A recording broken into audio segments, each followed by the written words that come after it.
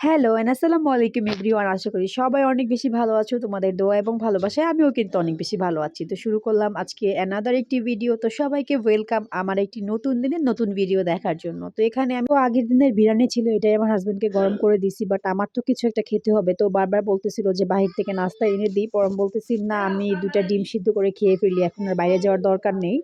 তো বাইরে গেলে আমার অনেক লেট হয়ে যাবে। ও আবার আজকে হচ্ছে এই গ্রামে যাবে। তো আমি এখানে একটু রান্না-বাড়া করতেছিলাম। ওর জন্য ফ্রাইড রাইস রান্না করতেছিলাম। আর আমিও বাসায় যাবো। আমার আম্মুর বাসায় যাইয়া কিছুদিন থাকবো আরকি। তো এখানে হচ্ছে আমি সুন্দর করে হচ্ছে ফ্রাইড রাইসের জন্য চিকেনটা ভেজে নিচ্ছিলাম। আর এখানে চিকেন ফ্রাই করার জন্য হচ্ছে আনুষঙ্গিক মসলা দিয়ে ভালো করে মেখে নিচ্ছিলাম।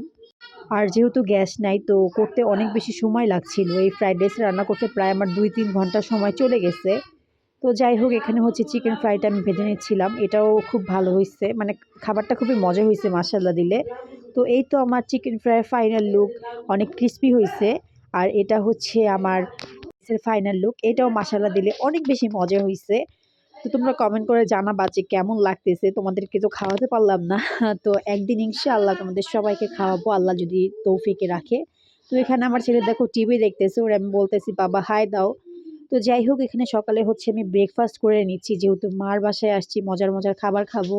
নিজে কোনো কাজ করব না, এটাই স্বাভাবিক। তো এখানে হচ্ছে আম্মু হচ্ছে, তো এগুলো আমি খাচ্ছিলাম আর দেখতেছিলাম রান্নার প্রিপারেশন যে আজকে কি রান্না করা হবে। তো হচ্ছে আমি রান্নাঘরে গিয়ে দেখলাম আম্মু এখানে হচ্ছে চিকেন রান্না করতেছে। আর এই চিকেনটা আমার অনেক বেশি মজা লাগে। ভিতরে ডিম হয়। মানে এই শক্ত চিকেনটা খেতে আমার অনেক বেশি মজা। মানে ছোটবেলা থেকে এটা আমি অনেক পছন্দ করি আম্মুর হাতের। তো এটাই হচ্ছে আম্মু রান্না করতেছে, যেহেতু আমি বাসায় আসছি। আর এখানে হচ্ছে লাউ পাতা ভর্তা দিছে। তো এই লাউ পাতাটা আম্মু কিভাবে জানি স্পেশাল করে ভর্তা বানায়। মানে শুধুমাত্র তেল আর লবণ দিয়ে, পেঁয়াজ, মরিচ কিছুই দেয় না। হয়তোবা ২-১ টা কাঁচামরিচ দিতে পারে। তো অনেক বেশি মজা হয়। আসলে মার প্রতিটা রান্নাই অনেক বেশি মজা হয়। সেটা সবার মায়ের রান্নাই হয়তোবা। তো যাই হোক, এখানে বিকালের দিকে হচ্ছে আমি রামেন রান্না করতেছিলাম। কারণ হচ্ছে আমার ভাবি বাণিজ্য মেলায় গেছে। তো এখান থেকে রামেন আনছে। তো সেটা আমি রান্না করতেছিলাম।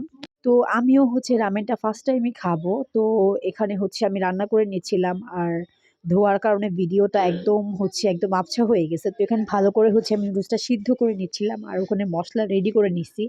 তো এই তো আমার ফাইনাল লুক। আমি আরেকটু হচ্ছে পানিটা শুকিয়ে নিব।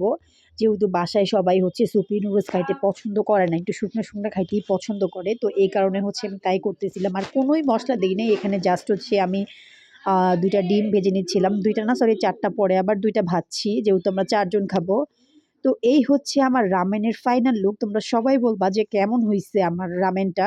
মাশাআল্লাহ দিলে অনেক বেশি মজা হইছে। তো সবাই আমাদের জন্য অনেক বেশি দোয়া করবা। এতক্ষণ আমার ভিডিওটা দেখার জন্য থ্যাংক ইউ।